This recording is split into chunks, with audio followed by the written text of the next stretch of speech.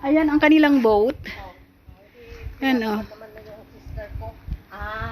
Ayun si Rosa at saka si Joy. Nagsasalita ako mag-isa dito. Nagbibideo. Bakit? May malaki kang ganyan. Wala eh. Yung lumiit. Bakit? Ang style ng iyong halaman parang dun sa Pilipinas yung mga nagtitinda ng halaman. Ganyan ang style ng nila eh. Ito, swerte ito, bambu.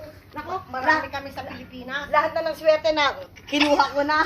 Sabi ko, wala kaming swerte. Swerte naman eh. Asa na ba yung sa akin? Ito nila.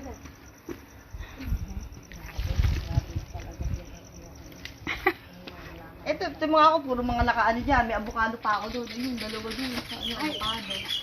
Pero yung avocado, yung ito mo, kailangan daw magkatabi. Alin? May gripo pala dyan. Pwede maghugas dun.